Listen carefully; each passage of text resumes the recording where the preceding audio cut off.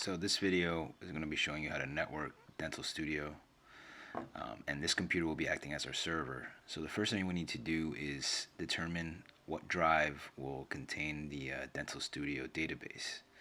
So in this case, we're going to be using the data G drive. And what we're going to do is open up the G drive and create a Dental Studio DB directory, which will contain the database.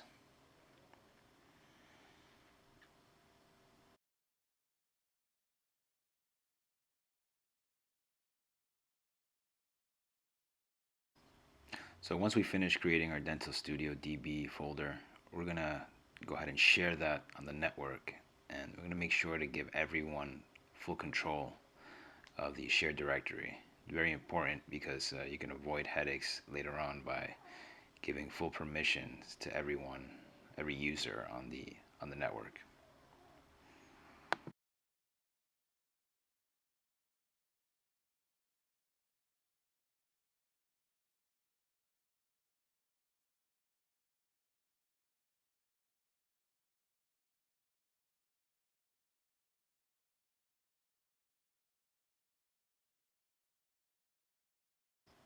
So now that we've shared the Dental Studio DB folder, we can locate it on the network.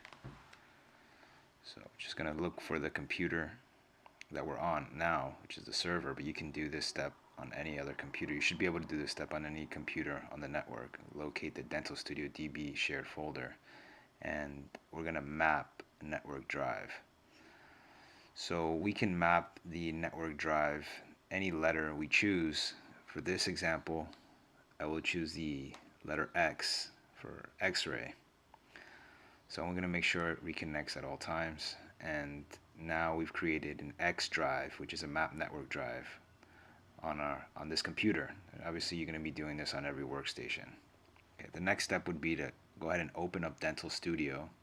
This is the first time opening it, so I'm going to select the language. I'm going to just go ahead and click close for now. That's the license, the registration for the software. And very important, I'm going to allow Dental Studio to create a local database.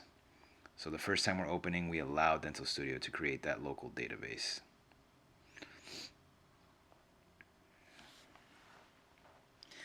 Once we've allowed it to create a local database, it's going to ask us to enter a password. It's always going to be 1, 2, 3, 4, 5, 6, 7, 8. After we've entered that password, it'll ask us to change the old password. So we enter again the 1 to 8, and we enter a new password. It has to be 8 digits. I normally choose 1 8 times. So it asks you to confirm that, and then it asks you to log in with the new password. And once we've done that, it's going to ask us to initiate the database. We click yes, and we're going to close out of Dental Studio. So the main purpose of opening Dental Studio the first time is allowing it to create that local database on the C drive. So if I look in the C drive, it's created that ArchiMed folder, which is the database for Dental Studio.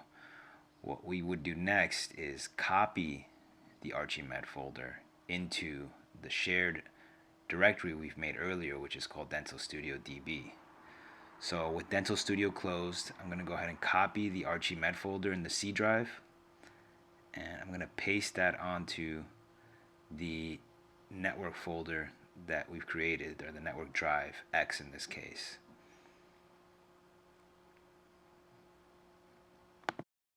And the copying of the ArchiMed folder into the Dental Studio DB directory is only done on the first time initially. So once that ArchiMed folder exists inside the Dental Studio DB or the X drive now, there's no need to do it again. So now what we'll do is reopen Dental Studio, and I'm going to close the registration again, and I'm going to create, using the password we've created, I'm going to log in and go straight over to Utilities. Once I'm in the Utilities tab, I'll go to Program Setup, and I go down to the Network tab. And I want to make sure I check the following suitable disk always has to be present. Once I check that, it'll allow me to browse and select the drive I've created, in this case the X drive.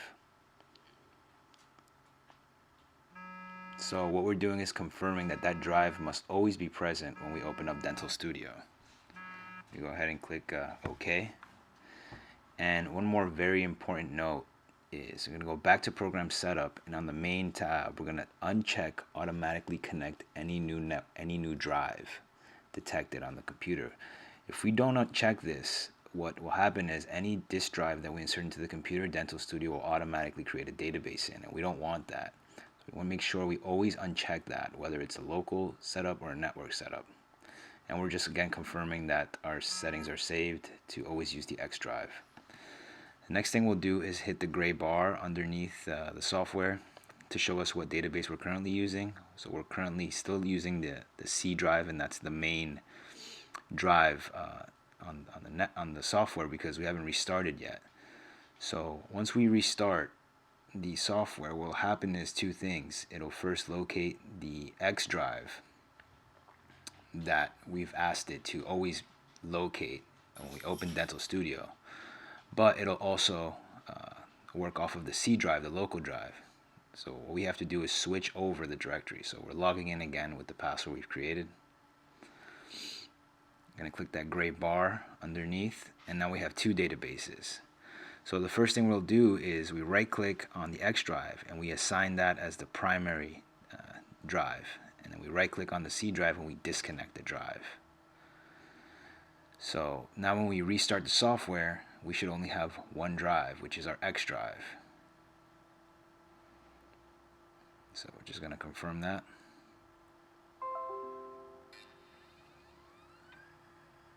Putting in our password, and we're going to again hit the gray bar, and we'll see we are only on our X drive now. So at this point, Dental Studio is successfully networked.